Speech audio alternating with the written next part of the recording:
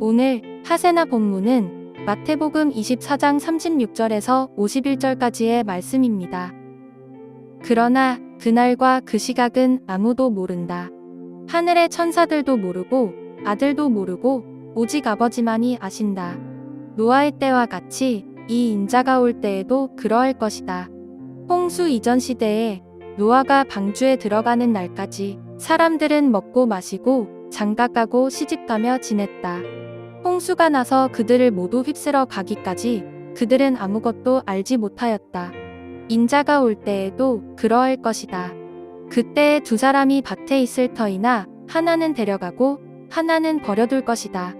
두 여자가 맷돌을 갈고 있을 터이나 하나는 데려가고 하나는 버려둘 것이다. 그러므로 깨어 있어라.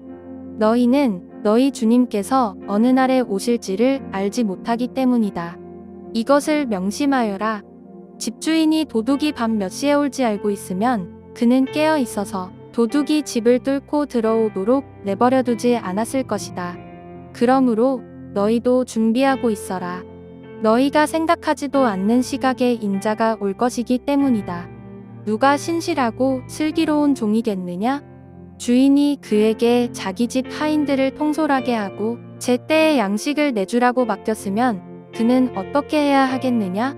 주인이 돌아와서 볼 때에 그렇게 하고 있는 그 종은 복이 있다. 내가 진정으로 너희에게 말한다. 주인은 자기 모든 재산을 그에게 맡길 것이다. 그러나 그가 나쁜 종이어서 마음속으로 생각하기를 주인이 늦게 오시는구나 하면서 동료들을 때리고 술 친구들과 어울려 먹고 마시면 생각하지도 않은 날에 뜻밖의 시각에 그 종의 주인이 와서 그 종을 처벌하고 위선자들이 받을 벌을 내릴 것이다. 거기서 슬피 울며 이를 가는 일이 있을 것이다. 제자들은 이미 예수님께 어느 때에 이런 일이 있겠는지 물었으나 예수님은 그 날과 그 시각은 아무도 모르며 하늘의 천사들도 모르고 아들들도 모르고 오직 아버지만이 아신다라고 말씀하셨습니다. 그런데 가끔 이 구절에서 날과 시각은 알 수 없지만 몇 년인지 어느 달인지는 알 수 있다는 식으로 해석하려는 사람들이 있습니다.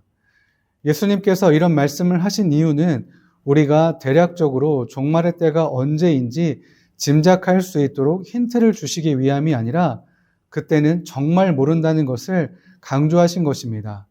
그래서 아들도 모르고 라고 말씀하셨습니다. 그리고 자기 당대에 재림이 있을 것을 말씀하시면서도 동시에 미지의 미래로 그 날이 연기된 것도 말씀하셨습니다. 그러나 여호와의 날이 가까우면서도 미래에 있는 것이라고 말한 구약의 예언자들과는 달리 예수님은 자신이 하나님 나라를 가져왔다는 입장에서 종말을 여셨습니다. 또한 예수님은 자신의 교회가 온 세계에 복음을 전파할 때까지 종말은 지연되리라고 말씀하셨습니다. 결국 신약 시대는 예수님께서 언제든지 오실 수 있는 시대이며 동시에 언제 오실지 알 수 없는 시대였다고 할 수 있습니다.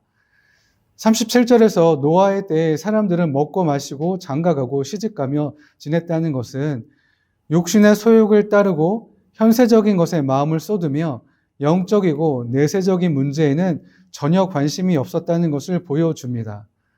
그 시대 사람들은 일상에 파묻혀 시대의 징조를 보지 못하며 분별하지 못하였고 결국 홍수에 모두 휩쓸려 갔습니다. 이처럼 자신들에게 심판이 임할 것을 알지 못하는 사람들은 불시에 임할 인자의 날에 결국 멸망을 당할 것입니다. 이렇듯 종말에 대한 이야기를 듣는 사람들은 많지만 종말을 올바르게 준비하는 자들은 많지 않음을 알 수 있습니다. 그래서 같은 일을 하고 있더라도 어떤 사람은 데려가시고 어떤 사람은 내버려 두실 것입니다. 사람의 눈에는 모두가 동일해 보일 수 있지만 예수님이 다시 오실 때 믿는 자는 하나님 나라로 데려가시고 믿지 않는 자는 버려지는 분명한 차이를 보이게 될 것입니다. 하나님이 보시는 것은 우리의 겉모습이 아니라 우리의 마음, 즉 믿음이기 때문입니다. 그러므로 깨어 있어야 하고 준비해야 하는데 그 이유는 앞에서 말씀하신 것처럼 예수님의 재림 시기는 아무도 모르기 때문입니다. 그날을 알지 못하기 때문에 대비하지 못한다는 것은 핑계가 되지 못합니다. 인자가 언제 오실지 모르기 때문에 깨어서 대비해야 하는 예로 도둑과 관련된 비유를 드셨습니다. 당시의 도둑은 흙으로 지어진 집에 벽을 뚫고 침입했습니다. 그런데 현실적으로 도둑이 침입 정보를 미리 알려주는 일은 없겠지만 만약 집주인이 그 정보를 알게 되었다면 정확한 침입 시간을 모르기 때문에 밤을 지새우는 것은 너무나 당연한 일입니다.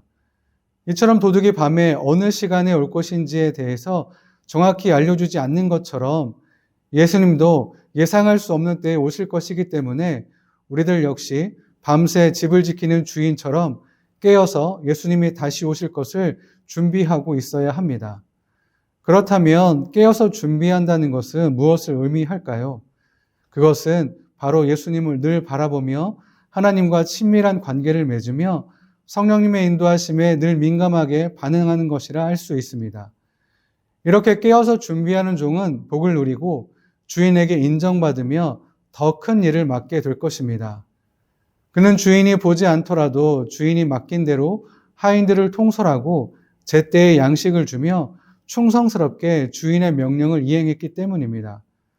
그래서 주인은 자신의 모든 재산을 그 종에게 맡길 것입니다. 결국 적은 일에 충성한 종은 큰 일을 맡아 주인의 모든 소유를 관리하는 선한 청지기가 되는 것입니다. 그러나 반대로 깨어서 준비하지 않는 자들은 다른 사람을 이기적으로 착취하고 현재에만 집중하다가 결국 주인이 돌아오면 모든 것을 잃고 위선자들이 받는 벌을 받게 될 것입니다. 여기서 위선자는 바리새인과 서기관들처럼 겉으로는 양들을 위하는 척하면서 속으로는 자신들의 배를 배불렸던 악한 자들을 의미합니다. 그리고 이런 자들은 영원한 멸망, 영원한 저주, 지옥의 고통을 받게 될 것인데 깨어서 준비하지 못하는 자들 역시 이런 벌을 받게 된다는 말씀입니다. 예수님이 다시 오시는 때는 아무도 알 수 없습니다. 그리고 그날은 갑작스럽게 임합니다. 그래서 늘 나는 노아의 시대 사람들처럼 당장 눈앞에 있는 문제들에만 집중하고 있지는 않는지 돌아봐야 합니다. 우리는 예수님께서 다시 오심을 믿고 지금도 깨어서 준비하고 있어야 합니다. 그날을 준비하며 주님이 오실 때까지 맡겨진 일에 충성한다면 주님이 다시 오셔서 칭찬해 주시고 주님 품으로 인도해 주실 것입니다. 이제 오늘 본문의 내용을 생각하시면서 여러분의 하세나를 하시면 좋겠습니다.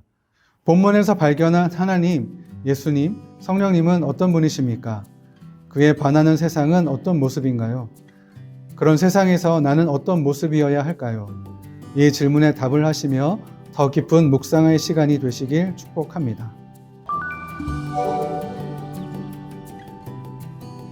이번 주 하시조는 사회에서 드리는 시간의 11조입니다.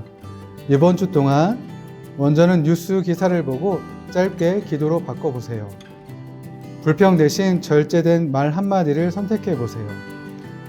공공장소 및 시설의 규칙을 성실히 지켜보세요. 도움이 필요한 사람을 그냥 지나치지 않아 보세요.